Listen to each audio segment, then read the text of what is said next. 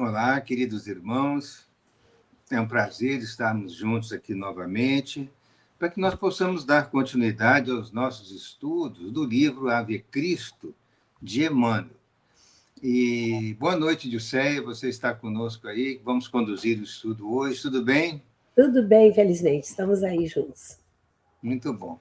Então, esse capítulo, só para informar para os irmãos, é o capítulo 3º do livro Ave Cristo. Esse capítulo intitula-se Compromisso do Coração.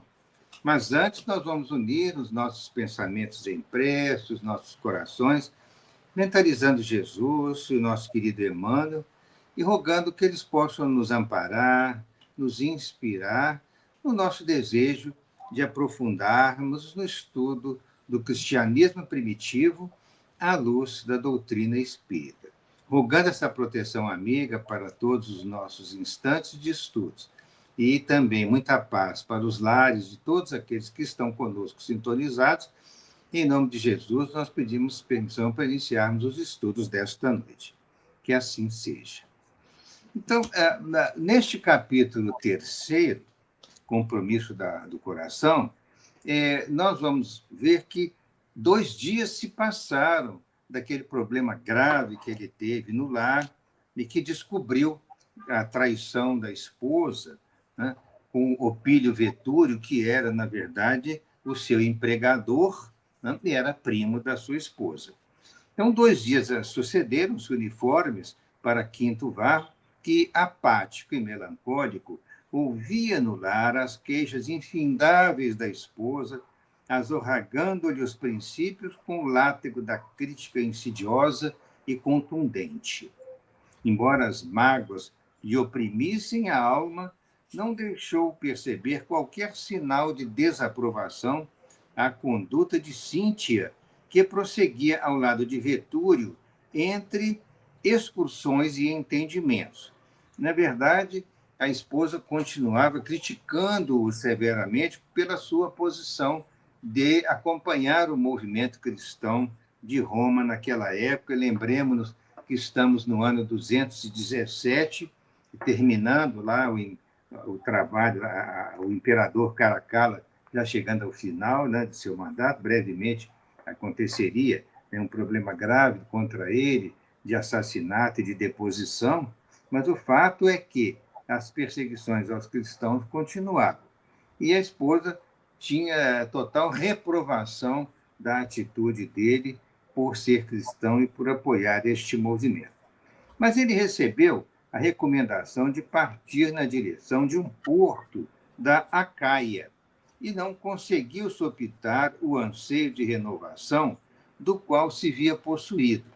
Ele estava numa fase de transição muito importante na vida dele, porque ele estava pensando em deixar o trabalho na frota de Opílio e dedicar-se a um trabalho em Roma ou mesmo em qualquer outro lugar, mas ele não queria mais participar da vida marítima.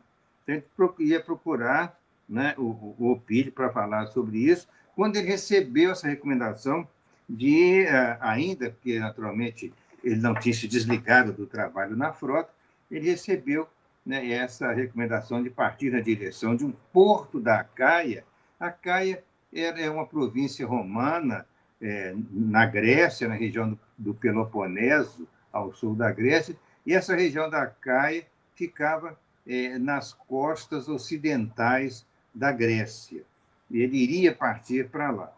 Mas acabou que ele procurou Opílio pessoalmente e foi recebido com ele com largas demonstrações de cavalheirismo e expôs o que desejava. Pretendia abandonar o tráfego marítimo e consagrar-se a tarefas diferentes em Roma. Contudo, confessava com desapontamento os débitos que ainda o retinham ao serviço na frota. Ele era devedor de uma certa quantia, né, ao seu empregador. Devia tão vasta soma ao chefe da organização que ele ignorava como encetar a mudança de caminho. Vetúrio, revelando grande surpresa, buscou disfarçar os verdadeiros pensamentos que lhe brotavam no raciocínio. Risonho e acolhedor, abeirou-se do visitante, afirmando peremptório que jamais o considerara empregado, e sim companheiro de trabalho, e que nada lhe ficava a dever. Declarou compreender-lhe a fadiga e justificou-lhe o propósito de reajustar-se na vida romana. Então, compreendeu perfeitamente o desejo dele de se afastar do trabalho na frota e entendeu que era realmente interessante que se ele reajustasse na vida em Roma. E, corado de vergonha, Varro recebeu dele a plena quitação de todas as dívidas. O Pílio não só lhe fazia semelhante concessão, como também se colocava à disposição dele para qualquer novo empreendimento. Indagou delicadamente dos planos que já houvesse delineado para o futuro, mas o esposo de Cíntia, atônito com o fingimento do interlocutor, mal sabia responder, alinhando monossílabos que lhe denunciavam uma insegurança. Despediram-se cordialmente, prometendo Opílio acompanhar-lhe a trajetória com carinho fraternal.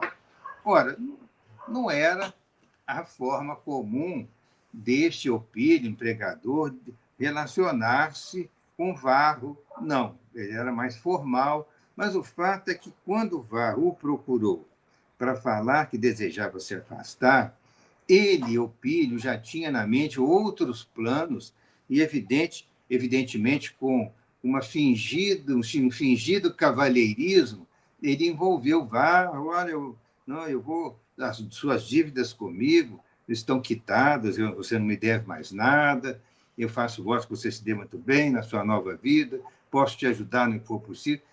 Ele foi tão gentil no envolvimento, no acolhimento da proposição do Varro, que o Varro ficou até sem graça e se despediu com monossílabos, mas, de fato, ele perdoou a dívida e disse que ia ampará-lo. Mas, depois, no decorrer das exposições futuras, nós vamos ver que os caminhos eram um pouco diferentes. Pois bem,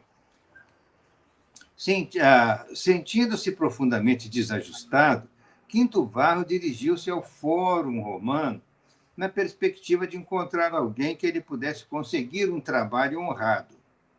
Entretanto, a sociedade da época parecia dividir-se entre senhores poderosos e escravos misérrimos. Não havia lugar para quem quisesse viver de serviço enobrecedor. Os próprios libertos da cidade ausentavam-se para regiões distantes do Lácio, buscando renovação e independência. Efetuou variadas tentativas em vão. Ninguém desejava ocupar braços honestos com remuneração condigna. Alegava-se que os tempos corriam difíceis. Salientava-se a retração dos negócios com a provável queda de Baciano, Baciano Caracalla, o imperador, de um momento para outro.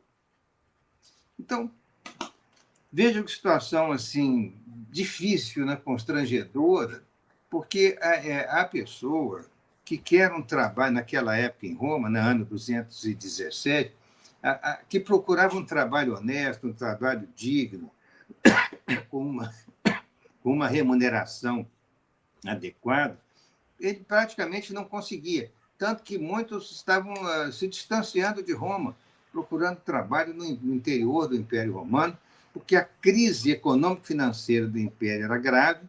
O governo de Caracalla, conforme a gente vai ler agora daqui a pouco, era um governo terrível, um governo de insanidades, e havia um clima político muito ruim de conspiração contra o imperador. Então, nessa situação, até a gente entende que alguém honesto que quisesse trabalhar de forma correta, era difícil ele conseguir isso. As insanidades governamentais tocavam a termo e os partidários de Macrino, prefeito dos pretorianos, prometiam revolta.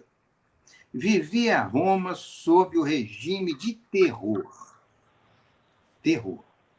Milhares de pessoas haviam sido mortas em pouco mais de 5 anos, né, de governo do Caracalla por assassinos livres que desfrutavam poupudas recompensas. Quer dizer, havia assassinos profissionais soltos em Roma a serviço de quaisquer pessoas que quisessem pagar os seus serviços, e eles matavam indiscriminadamente muitas pessoas. Quer dizer, existia ali um total descalabro, né, pela ação do imperador, que era um governo inteiramente desajustado, injusto e cruel.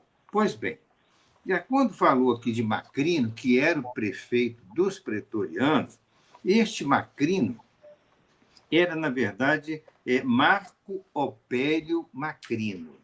Ele nasceu em 164, desencarnou em 2018.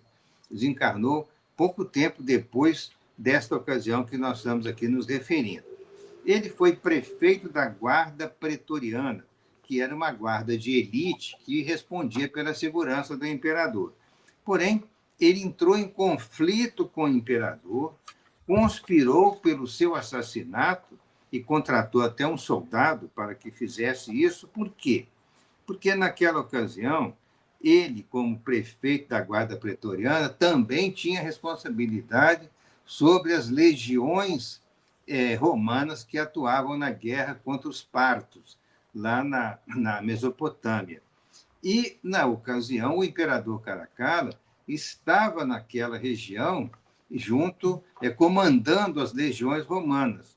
E esse prefeito dos pretorianos contratou um soldado, na ocasião, que assassinou o imperador durante os combates.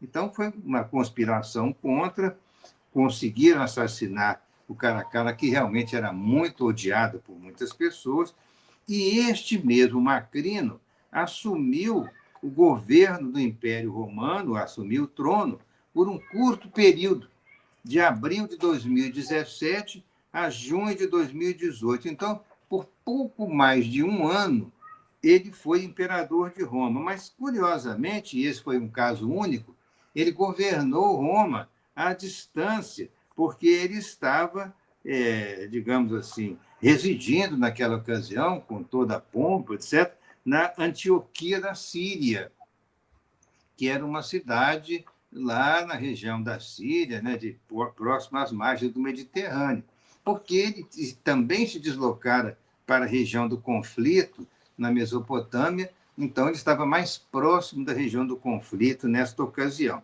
E assumiu o governo de Roma por um tempo muito curto. Porém, com a revolta da família de Caracalla, que fora assassinado, e entenderam que talvez por trás ele fora o mandante, ele acaba levando-o a uma derrota na Batalha de Antioquia, e lá ele foi executado. Portanto, em bem pouco tempo, ele acabou pagando com a própria vida o assassinato do Caracalla, que ele mesmo contratara. Então, imperador de curto. Portanto, imagine essa situação convulsiva, né, no Império Romano, dessa transição em que o imperador é assassinado, que o chefe da Guarda Pretoriana assume por um ano e pouco, também ele próprio assassinado, até que pudesse um outro imperador assumir a posição, né, do comando do império. Se não me engano, foi Heliogábalo que assumiu. Mas o fato, essa pequena digressão histórica, é para mostrar para vocês que a situação estava muito complicada nessa transição do império na época. O jovem patrício, algo desalentado, fixava a multidão que ia e vinha na praça pública. E estava pensando nos problemas que lhes torturavam a alma, quando, de repente, lhe apareceu um indivíduo que era o Flávio Súbrio. Flávio Súbrio era um velho soldado de duvidosa reputação que conhecia, né, Varro, né, abriu os braços, abraçou Varro, meu amigo, etc. Homem maduro, mais ágil, manhoso. Súbrio fora ferido em serviço do Estado para manter a ordem nas galhas, razão pela qual agora era coxo, quer dizer, ele mancava de uma perna e era utilizado por vários nobres em expedientes secretos. Quer dizer, era um homem de reputação duvidosa, era um soldado que se aposentou por ser ferido em guerra, mas ele estava a serviço de várias autoridades romanas. Então, ele disse disse para o nosso amigo Varro, que longe de suspeitar que estivesse ele atado aos interesses do perseguidor de sua família, Varro correspondeu afetuoso ao gesto de fraternidade que lhe era oferecido. Quer dizer, Varro não sabia que este homem, Flávio Súbrio, poderia estar a serviço dos interesses do perseguidor de sua família, que era, na verdade, o Opílio. Então, já está deixando nas entrelinhas aqui a informação de que esse homem que aparece de repente, que abraça efusivamente o Varro, oh, quanto tempo eu não lhe vejo, etc., era um homem que estava a serviço daquele que queria ficar definitivamente com a esposa dele. Aliás, aquela expressão prazenteira constituía de valioso incentivo na posição de incerteza em que se achava. Até o momento, ele, evidentemente, não suspeitava das intenções do Flávio Súbrio. O súbito aparecimento do antigo soldado poderia ser o início de alguma empresa feliz, né? Quem sabe? A conversação foi encetada com êxito e, depois de cumprimentá-lo, o ex-legionário atacou o assunto que eu trazia, acentuando: Filha de Júpiter, como agradecer aos deuses o favor de encontrar-te?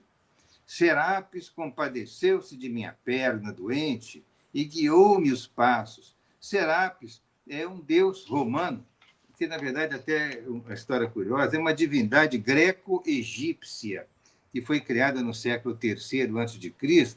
pelo faraó Ptolomeu, de dinastia grega, mas no Egito, né? Para unir os povos grego e egípcio. E criou um templo famoso para Serapis, lá em Alexandria. Na verdade, esse Serapis era um deus universal, mas que tinha as funções de curandeiro, ou seja, de atuar em tratamento e cura das criaturas. Pedia-se a Serapis que os fossem atendidos em casos de doença, em situações de sofrimento. Então, ele diz aqui: Serapis compadeceu-se da minha perna doente, como se fosse aquele Deus curandeiro que estivesse olhando para o problema dele. E guiou-me os passos. Comprometi-me a buscar-te, mas os tempos andam secos e um carro é privilégio para os senadores. Felizmente, porém, não foi necessário moer os ossos na caminhada difícil. Conversando bem-humorado com o Varro, se apresentando muito amigavelmente para ele. Bom, o moço Patrício sorria intrigado e, antes que pudesse ensaiar qualquer pergunta, Súbrio relanceou o olhar astuto em torno, como se quisesse perscrutar o ambiente, e falou baixando a voz: Meu caro Varro, sei que te desvelas por nossos compatriotas perseguidos, os cristãos. Francamente, por mim, não sei como separar-me dos numes domésticos, dos deuses domésticos, né? E preferirei sempre uma festa de Apolo a qualquer reunião nos cemitérios, mas, no entanto, estou convencido de que há muita gente boa no labirinto das catacumbas. Estou falando para o Var como se não era cristão, mas uma certa simpatia ele tinha. Ignoro se frequentas o culto detestado, mas não desconheço a tua simpatia por ele, a simpatia de Varro pelo culto cristão. Então, a conversa que ele iniciou com o Varro, meio desconfiado, era de que ele sabia que o Varro tinha suas ligações com os cristãos, que tinha simpatia pelo movimento cristão, que ele não, mas ele estava sabendo dessa posição de Varro, portanto, ele ia oferecer para ele um determinado serviço que agora ele vai descrever aqui. Com sinceridade, eu não posso atinar com a epidemia de sofrimento voluntário que presenciamos há tantos anos.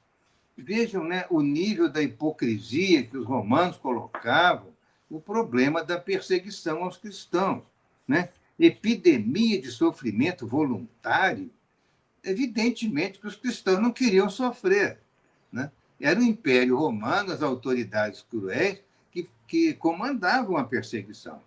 Eles queriam manter a sua fé, evidentemente, queriam que a sua fé fosse respeitada, queriam que tivesse liberdade, né, de exercer as suas ações, mas eles eram cruelmente perseguidos, e essa perseguição variava um pouco, dependendo do imperador, ela se intensificava, ou então, às vezes, de vez em quando, ela se amainava, mas a perseguição estava mais ou menos presente sempre. Então, este amigo, suposto amigo, né, depois dessas considerações, ajeitou mentirosa expressão de tristeza na máscara facial e prosseguiu. Quer dizer, pela descrição de Emmanuel, já se vê que há uma falsidade muito grande nesse personagem que se aproximou como amigo, abraçando fraternalmente, querendo propor uma determinada missão, mas nós vamos saber que a situação vai se desenrolar no sentido assim um pouco complexo, um pouco complicado.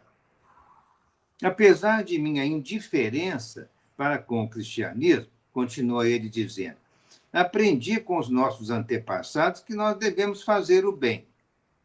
Acredito haver soado um instante de prestares assinalado serviço à causa desprezada. Não compreendo a fé nazarena, responsável por tanta flagelação e tanta morte, contudo, eu tenho piedade das vítimas. E por isso, o filho dileto de Júpiter, não menoscabes a missão que as circunstâncias te oferecem. Então, nessa conversa inicial, né, ele está colocando, né, quer dizer, o nosso Flávio Súbrio está colocando para ele que ele vai exercer um tipo de trabalho, vai desempenhar uma missão que pode ser favorável, pode ajudar, de certa forma, a causa dos cristãos. Mas ele ainda não foi claro, não. Mas está dizendo assim, olha, não desprezes a missão que as circunstâncias te oferecem. Então, algum trabalho vai ser oferecido para ele, do qual, dependendo da conduta dele, ele poderá até ajudar os cristãos antes de que a missão seja totalmente cumprida. Ante a muda ansiedade do interlocutor, acrescentou: o pretor Galo, advertido por Macrino, necessita do concurso de alguém para certo serviço em Cartago. Quer dizer, aquele mesmo Macrino, né, que era o chefe da guarda pretoriana, que era muito poderoso em Roma, e que ia ser responsável pela conspiração que acabaria no assassinato de Caracalla, o imperador, esse Macrino advertiu esse juiz romano, o pretor, na verdade, é um cargo importante, era um cargo importante na Roma antiga, ele era um magistrado de alta categoria em Roma, um homem de grande autoridade. Então, pretor é um magistrado importante. Esse pretor Galo, ele foi, né, conclamado lá pelo Macrino que tinha que levar uma mensagem, um serviço importante a ser realizado em Cartago, no norte da África, que naquela ocasião era a colônia romana, depois de séculos atrás, com muitas batalhas, acabou que Roma dominou Cartago. Então, admito que, se efetuado por ti, poderá transformar-se em precioso aviso aos cristãos da África. Então, ele quer dar para ele uma missão em que ele vai levar lá para a África, para Cartago, uma determinada mensagem importante, mas que ele, ao saber disso, poderá, de alguma forma, ajudar os cristãos antes que essa missão seja cumprida. Evidentemente, seria uma missão de perseguição aos cristãos. Mas ele, sabendo com antecedência, ele poderia beneficiar os cristãos com o afastamento de todos aqueles que pudessem fugir para não serem perseguidos. Mas, enfim, ele termina dizendo: admito que, se efetuado por ti, poderá transformar-se em precioso aviso aos cristãos da África. Então, Varro, mais com o propósito de colocar-se em trabalho digno do que com a ideia de erigir-se em salvador da comunidade, perguntou sobre a tarefa a executar. E agora, Eudicé vai nos explicar de que tarefa se trata essa, então, né? Isso. Para a gente bem compreender o que se passava, eu peço licença para fazer alguns apartes, para elucidar alguns fatos históricos ou algumas localidades geográficas, ou mesmo identificar alguns personagens que vão aparecendo. Um deles, Macrino, de importância na nossa história, o Kleber já mencionou, ele foi responsável por mandar assassinar, e os assassinatos, como já foi dito também, eram muito frequentes. Bastava você querer o cargo do outro, você se incompatibilizar com o governante, mandava assassiná-lo. Então, os homicídios por matadores de aluguel eram muito repetidos. Então, o indivíduo que aportava o poder, daí a pouco também era retirado. O Macrino, que mandou justamente matar o Caracalla, ficou 14 meses no poder e tanto ele quanto seu filho, foram assassinados também. Cartago, já foi mencionado aqui, é uma cidade no norte da África que corresponde hoje à Tunísia. Um país lindíssimo, né? É uma parte de como se fosse um bairro de Tunis, que é a capital da Tunísia. E nós nos lembramos bem das nossas aulas de história das guerras púnicas. Primeira Guerra Púnica, segunda, terceira, e a gente decorando aquelas datas, quantos morreram, e chegou um personagem que me impressionava muito na Segunda Guerra, que era Aníbal, que ele tentou vencer os Alpes montados em elefantes. Então, aquilo eu achava grandioso, né? Uma criança estudando aquilo, achava bastante grandioso. E por que chamava púnica? A princípio, eu não me lembro de ter estudado isso, não. Agora, procurando, eu vi que Pune era um nome que os romanos davam aos fenícios, que eram os precursores, justamente os antepassados dos cartagineses, né? Então, foi aquela luta toda. Por quê? Porque Roma queria dominar o Mediterrâneo. E Cartago era uma cidade-estado, como era antigamente, muito importante. A gente sabe, a gente estudou também história, que os fenícios eram grandes navegadores. Eles estavam começando a dominar aquele Mediterrâneo todo, e isso não convinha a Roma.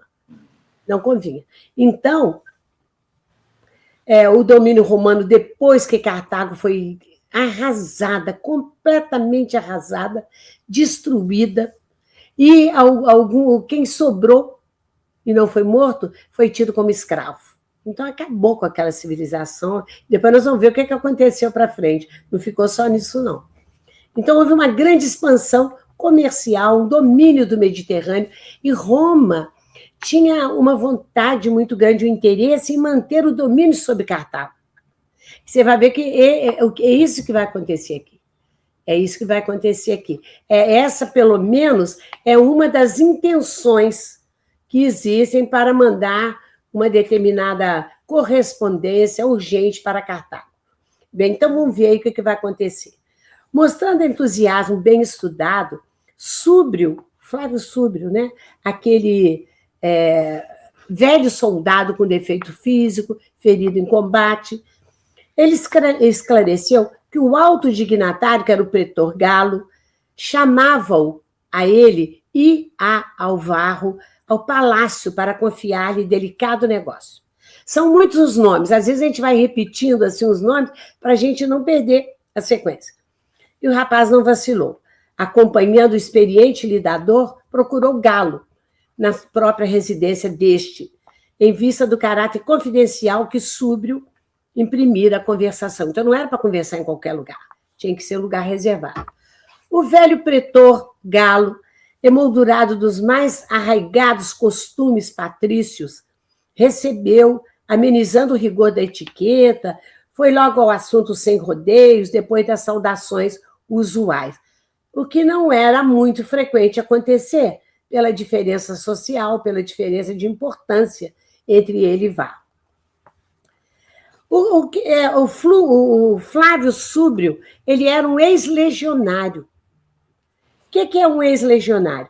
Ele era um cidadão romano, tinha que ser um cidadão romano, era um soldado, era um pilar da força militar de Roma. Ele era a base, então, do exército deles. Eram profissionais treinados duramente. Eles serviam durante 25 anos na sua empreitada no exército, marchando até 30 quilômetros diários carregando cerca de 40 quilos de equipamento. Poderíamos falar que era uma vida espartana deles, incluindo armadura, armas, estacas, além de construir acampamentos fortificados diariamente. É um trabalho muito duro que tinham. Eles se alistavam aos 17 anos, quer dizer, jovenzinhos, pouco saídos da adolescência, e submetidos a exercícios diários exaustivos, como marcha, natação, lutas, armas. Isso tudo era descrito como uma guerra sem sangue. A guerra era diária. Eles lutavam para isso. Tinham que lutar para isso. Era a obrigação deles. Galo era um pretor. O que era o pretor? Como o Kleber disse, era um magistrado do alto escalão de Roma. Ele tinha um chamado imperium, que significa o poder de comando total, cuja principal função era a administração da justiça, ocupando uma posição hierárquica logo abaixo dos cônsules. Quer dizer, logo abaixo do imperador, digamos assim, vinha eles e existia uma diferença entre pretor e guarda pretoriana. Pretor era um alto oficial do governo, um magistrado. A guarda pretoriana era uma força de segurança criada por Augusto para servir de guarda-costa especial, pessoal do imperador. O comandante dessa guarda era chamado prefeito pretoriano. Então, tinham vários cargos. Né? E continua a narração. Varro iniciou ele, Galo, solene. Conheço-te a lealdade aos compromissos assumidos e espero aceites importante incumbência. Nossas legiões proclamarão o novo imperador, porque, nesse ponto, Macrino já estava cotado para entrar no lugar do Bassiano, que era o Caracalla. Macrino foi proclamado imperador pelos soldados. Quer dizer, vamos dizer assim, o grupo todo de soldados, eles tinham importância também. Eles conseguiram elevá-lo ao poder. Também podiam tirar da mesma forma. Então, em breves dias, ele será proclamado novo imperador. E não podemos prescindir dos patriotas irrepreensíveis para auxiliar-nos na obra de reajuste social. Quer dizer, jogaram confete nele. Então, precisamos de você. Sabemos que você era muito fiel, né, a quem você trabalhava, e nós estamos precisando de pessoas fiéis. O hábil político mordeu os lábios murchos, revelando ocultar as verdadeiras intenções que o moviam. E continuou. Não sei se dispões de tempo adequado, de vez não desconheço as suas obrigações que te prendem à frota de Vetúrio. O jovem apressou-se em notificar o desligamento do serviço habitual. Não trabalho mais para Vetúrio. Achava-se realmente na expectativa de encargos novos, aquilo vinha muito ao encontro do que ele queria. Ele precisava, por mais de um motivo, de uma nova ocupação e longe dali. Por que mais de um motivo? Ele precisava se manter, ele precisava de uma ocupação e queria ficar longe dali, longe do que havia lhe acontecido na sua residência, na sua casa, no seu lar. O pretor sorriu triunfante e prosseguiu. Se me fosse possível a ausência de Roma, iria eu mesmo. Entretanto, quer dizer, dando a Varro a noção de que o encargo que estava dando a ele era muito importante. Diante dessa frase reticenciosa, Quinto Varro indagou em que ele poderia ser útil, ao que o magistrado ajuntou. Cartago deveria estar reduzida a cinzas. Por isso que nós mostramos um pouquinho mais o que era Cartago, conforme o sábio conselho do velho Catão. Aí é um dado interessante, eu me lembro disso também quando estudava em História. Marco Pórcio Catão, chamado também de Catão o Velho, que tinha também o Catão o Novo. Nós vamos ver aqui que esse aqui, ele fala o velho Catão, era o Catão o Velho. Era um censor romano, que era conhecido por defender valores tradicionais. Era muito... tinha uma versão ao luxo, às coisas materiais, e era muito feroz mesmo na manutenção dos seus valores. O nome Catão passou até a história como um indivíduo que cultiva hábitos, princípios ou costumes extremamente severos, austeros mesmo. E ele via Cartago como uma ameaça existencial e defendia totalmente a sua destruição. Tanto assim que todos os discursos dele são famosos, os discursos de Catão, ele terminava dizendo Cartago delenda est, que significa Cartago deve ser destruída. Não importava o tema do discurso, ele acabava com essa frase. Isso passou a história como um dado muito importante. Então, Catão, o que ele queria? Destruir mesmo Cartago. Não podia, era um perigo para Roma. Mas depois do feito brilhante de Emiliano, que era o cara... Peraí, com licença. Tem dois Emilianos. Tem um Caracalla, que também chamava Emiliano, Bassiano, e tem um outro Emiliano que nós vamos falar agora aqui, que arrasou Cartago. Esse Emiliano chamava Públio Cornélio Cipião Emiliano Africano, ou também conhecido como Cipião Africano, ou Cipião Emiliano, são muitos os nomes, né? Não dá nem para guardar assim. Eu tenho que ficar toda hora voltando para ver como é que eram as coisas. Foi um político muito grande, de grande valor, eu disse que foi um dos maiores generais daquela ocasião. E ele que foi responsável por vencer Aníbal, que estava caminhando para Roma, para atacar Roma. Quando esse Emiliano foi para Cartago e destruiu Cartago. E o Aníbal não pôde voltar para defender a cidade-estado. Tá? Aí se deu isso. Foi um contra-ataque romano à investida de Aníbal contra Roma.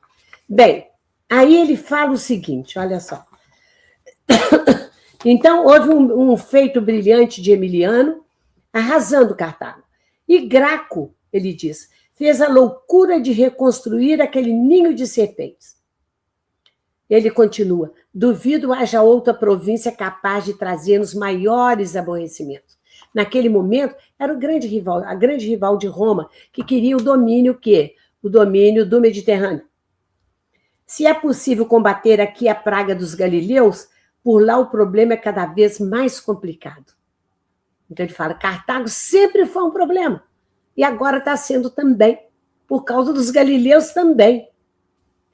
E quando ele fala em Graco, a gente se lembra que existiam dois irmãos, o Caio Graco e o irmão dele, Tibério Graco, que eram boas pessoas, que eles queriam o bem do povo, eles se destacavam no meio daquela maldade toda que existia. Eles, inclusive, queriam fazer a reforma agrária. Então, o que Caio Graco preconizou? Ele propôs a Roma reconstrução e colonização de Cartago. Ele era um tribuno importante da plebe, ele planejou estabelecer uma colônia romana naquele local onde Cartago existira, e que foi destruída em 146 a.C., visando dar terra aos camponeses pobres e expandir a influência de Roma no norte da África. Então, ele achava que era um meio também de Roma crescer naquela região. Então, essa foi a ação do Caio Graco. Mas o plano, então, do Galo, ao que ele falava aqui, era o quê? Era combater o cristianismo. Era combater o cristianismo, a princípio. Altos funcionários, ele fala, damas patrícias, autoridades e homens de inteligência devotam-se ao cristianismo com tamanho desleixo por nossos princípios, quer dizer, romanos, que chegam a promover reuniões públicas para fortalecimento do proselitismo desenfreado. Quer dizer, à luz do dia, eles tentavam rebanhar mais indivíduos para o cristianismo. Não podemos, contudo, viver às cegas. Nossas providências não podem falhar. Ele falava que, nesse ponto, eles estavam mais adiantados no sentido de aumentar o número de cristãos do que propriamente em Roma, do que ali. Então, mergulhando os olhos indagadores no rapaz, como a sondar-lhe os mais íntimos sentimentos, ele interrogou, estás habilitado a conduzir determinada mensagem ao procônsul? Perfeitamente, informou Varro decidido. Aí o Galo expôs o funesto plano dele. Tem uma relação de 500 pessoas que precisamos alijar da cidade. Eles queriam dar sumiço em 500 cristãos. Não obstante o edito de Bassiano Caracalla, nós vamos falar sobre isso, declarando cidadãos romanos todos os habitantes do mundo provincial que passaram a desfrutar indebitamente direitos iguais aos nossos, iguais aos romanos, concordamos na eliminação sumária de todos os portadores da mistificação nazarena. Então, tudo bem, foi baixado esse edito de Bassiano, que é mais comumente conhecido como... Bassiano era o nome de Caracalla, né? O edito de Caracalla, ou Constituição Antoniana, cujo conteúdo principal era dar cidadania romana a todos aqueles indivíduos que não tinham essa cidadania. Não era por bondade, não. Não era, não. Por quê? Porque ele tinha motivações fiscais para aumentar a base de pagadores de impostos, pois os cidadãos pagavam certos tributos que os não-cidadãos não pagavam. E como a força política também para unificar o império. Quer dizer, ninguém dá nada de graça, nem dava naquela época também, né? Então, o Caracalla fez isso, mas ele discute isso. Ele fala que eles querem uma eliminação sumária de todos os portadores da mistificação nazarena. Então, ele vê o seguinte: os principais, quer dizer, adeptos da doutrina, devem responder a processo antes de sentenciados à morte ou ao cárcere, que era permanente. As mulheres serão poupadas segundo a classe a que pertençam, quer dizer, as nobres não eram levadas como escravas, nem iriam para o cárcere, e depois de advertência justa a todas. E os plebeus serão circunscritos no serviço das galeras imperiais. Aqueles 500 todos tinham que sumir dali. Ou vai ser morto, ou vai ser escravo, ou vai para as galeras, eles vão dar sumiço nele. É isso que ele queria do trabalho do Varro. Aparentemente era só isso. O moço Patrício, esforçando-se por disfarçar as penosas impressões de que se via possuído, fazia sinais afirmativos com a cabeça, entendendo, por fim, o que significava a insinuação de Flávio Súbrio. Agora ele estava começando a entender a proposta. Quando ele falou com ele assim: eu sei que você tem uma simpatia vamos dizer assim, a doutrina do Nazareno, eu não sei se você frequenta as reuniões, mas você pode ajudá-los, não sei o quê. Agora ele está vendo que não é bem assim. Aceitando o convite, ele conseguiria salvar muitos companheiros, ele pensava. Poderia penetrar Cartago com tempo bastante para informar os perseguidos. Não lhe seria difícil. Teria consigo o nome de todos os implicados, ele estava com a lista. Antes de falar ao procônsul, comunicar-se-ia com a igreja africana, que era forte em Cartago, a igreja cristã. Um mundo de possibilidades construtivas aflorava-lhe na imaginação. Ele achou que ia poder ser útil ali. Pensava, então, podia ser útil aos correligionários e dar uma oportunidade de salvação para eles. O próprio Corvino talvez pudesse orientá-lo na execução do cargo em perspectiva. Podes viajar de hoje a 2 dias? Trovejou a voz de Galo, irritado com a pausa que o moço imprimira à conversação. Quando ele explicou o que ele queria, com a lista dos 500, o Galo parou, pensou e ficou imaginando como que ele poderia agir a favor dos cristãos. E essa pausa, ele ficou incomodado. O que ele estaria pensando? Você pode ir ou não pode? Ele falou: ilustre pretor, estou pronto. Ele respondeu positivamente que ele poderia ir. Havia urgência, por motivos diferentes entre aquele contratante e o contratado. Eles queriam agir rapidamente porque havia uma pressão superior para que ele contornasse e controlasse aquela igreja cristã de Cartago, e o outro contratado porque queria sair dali. Demonstrando despedi-lo com gestos de enfado que lhe eram característicos, mas o magistrado concluiu: seguirás na galera comercial de Máximo Pratense, sob o comando de Elcio Lúcio. Estava tudo já decidido. Amanhã à noite, entregar-te-ei a mensagem, aqui mesmo, e poderás combinar qualquer medida referente à excursão com Flávio Súbrio, que seguirá na mesma embarcação, como assessor do capitão, em tarefas de ordem política, junto a amigos do prefeito, domiciliados na Numídia.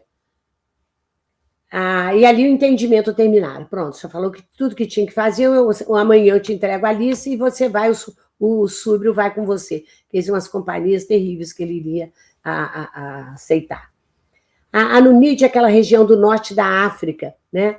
É uma antiga região onde hoje está a Argélia e parte da própria Tunísia. Quer dizer, uma região crítica a oeste de Cartago. Tudo ficava em torno de Cartago ali. Em plena via pública, Varro, reconhecido, abraçou o ex-legionário, marcando o encontro no fórum para o dia seguinte. Embora amargosos pressentimentos lhe ocupassem o coração com respeito ao filhinho, o jovem estava satisfeito. Alcançara, conforme supunha, o trabalho desejado. Ele alcançara o trabalho desejado, ele teve a dívida quitada, que era uma preocupação muito grande para ele, ele ia poder condignamente se afastar de casa, sem presenciar aquelas cenas que ele, né, havia visto da esposa com o primo, e a vida ia tomar um outro rumo. Ele não se sentiria inútil. Ao regressar de Cartago, aí ele ia ver o que ia fazer. Ele, certo, não lhe faltariam oportunidades outras. A viagem conferiria meios de auxiliar os irmãos na fé, representando igualmente o primeiro degrau de acesso a responsabilidades maiores na própria igreja. Ele achava que, com isso, ele ia ter uma relevância maior dentro da igreja cristã. Ele podia servir mais. A viagem marítima, agora, para onde que ele vai, então? Depois de uma rápida permanência no lar, ele dirigiu-se à via de Ostia, que a gente sabe que é aquela via de Roma que ia dar no porto, ansioso por entrar em comunhão com os velhos amigos. Essa via de Ostia é onde havia a casa do Lisipo e onde o seu grande amigo estava ali também, ele que pretendia ir embora para o Corvino, ir embora para Lyon, ele estava ali, ainda não tinha saído. Bem, a viagem, ele vai depois, então, de Roma para Cartago. Quanto tempo durava essa viagem? Eu fui olhar, na época, ela durava cerca de 25 a 50 dias. Esse tempo variava de acordo com as condições climáticas, com a época do ano, com a rota específica que eles forem tomar, muitas vezes passando até pela Sicília, lá pelo sul. E a gente lembra que hoje Cartago é um subúrbio de Tunis, a capital da Tunísia, é um local que tem um centro, um sítio arqueológico magnífico, que é patrimônio da Unesco, que preserva vestígios da antiga civilização fenícia e da reconstrução romana. Deve ser muito interessante de visitar. A Tunísia em si dizem que é um local maravilhoso, né? A viagem marítima atual de Roma a Cartago dura cerca de 12 a 24 horas. Olha a diferença que há, né? Pelo tipo de embarcação, pelo tipo de trajeto que segue, etc. E dependendo também da rota, que é com ou sem escala, é cerca de 500 a 600 quilômetros. Isso sem falar numa viagem, estou falando só marítima, sem falar na aérea. Bem, ele chegando lá, naquela região de Ostia, ele, na casa do Lisipo, ele anunciou a Corvino e ao Lisipo a decisão de partir. O ancião gaulês, né, é o Corvino, ele comentou os obstáculos que ele vinha encontrando para sair de Roma. Interpelado por Varro, quanto ao porto a que ele se destinaria, ele esclareceu que lhe cabia visitar a comunidade cristã de Cartago, antes de retornar a Leão, em definitivo. Ou seja, em Cartago era muito importante, por vários motivos, para os romanos e para os cristãos, que ali estabeleceram uma igreja que estava prosperando. O semblante do rapaz iluminou-se. Por que não seguirem juntos? Tinha roteiro idêntico. Corvino vibrou de satisfação. O moço Patrício expôs em ligeiras palavras o seu plano de comunicar-se com Flávio Súbrio quanto ao novo companheiro de viagem, guardando, porém, os reais objetivos da missão que o levava à África, para entendimentos posteriores com Apio Corvino, quando estivessem a sós no mar. Talvez ele nem quisesse ir, não é? Porque ele, sabendo da perseguição que seria feita aos cristãos, talvez ele fale, não, eu vou direto para Leão, ou alguma coisa nesse sentido. No dia seguinte, Varro se apresentou o assunto ao velho soldado coxo. Súbrio acolheu a ideia com indefinível sorriso, muito indefinível, depois nós vamos ver por quê. Acrescentando bem-humorado, tudo estava conspirando a favor desse pessoal que queria agir contra os cristãos. Como não? O viajante pode ser tomado à conta de um parente. Você tem esse direito de levar um parente, então. Havia, porém, uma intenção escusa nesse acolhimento tão rápido. Ele não discutiu quem era, como é, não pode levar. Varro aprestou-se para a excursão de acordo com o programa previsto. Comunicou à esposa a resolução de alterar os rumos do próprio destino, sendo ouvido por Cíntia com especial atenção.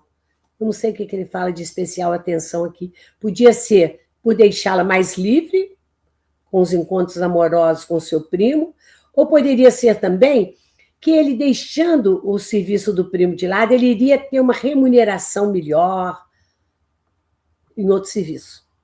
Depois nós vamos ver isso. E depois de particular entrevista com o pretor, despediu-se dela, a esposa, e de Tassiano, com o espírito afogado em dolorosa emotividade. Levando expressiva documentação, ele embarcou em Ostia, o porto perto de Roma, com a alma absorvida em angustiosas expectativas. Ele seguiu um novo rumo, mas o seu coração ficava ali. Ali onde ficava a esposa e ficava o seu filhinho. E depois nós vamos ver no próximo estudo como que as coisas vão se encaminhando.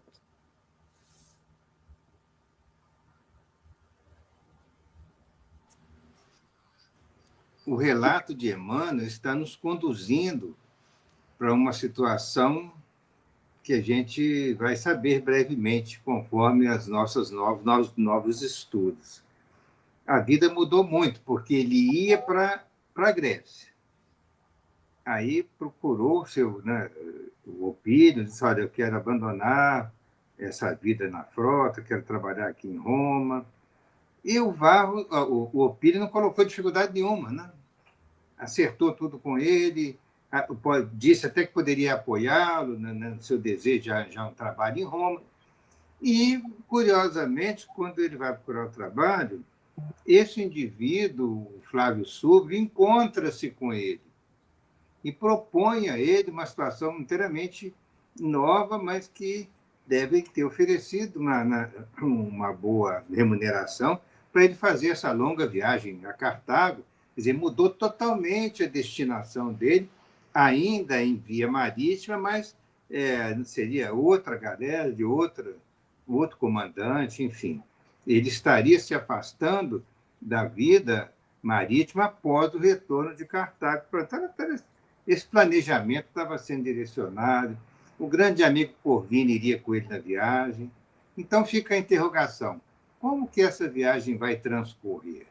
Né? Então, todos os irmãos estão convidados para continuarmos esses estudos, que agora estão criando situações bem novas e bem interessantes para todos nós. Eu agradeço a Dilceia e a atenção de todos os irmãos que estão conosco sintonizados, e vou pedir, então, a Dilceia para que possa fazer uma prece de encerramento para nós. Obrigado, uma boa noite a todos. Agradecidos a Emmanuel por nos trazer esse magnífico romance recheado de ideias cristãs. Não é somente um romance como a gente lê outros da nossa literatura. Além de muito lindo, muito bem escrito, com tantas manifestações assim literárias e também de história, de geografia, que nos coloca dentro desse contexto, nos coloca dentro da história, a gente vibrando pelas boas oportunidades que surgem do indivíduo fazer o bem na vida, como vai surgir para Varro. Então, a gente fica torcendo até pelos personagens, porque são pessoas do bem.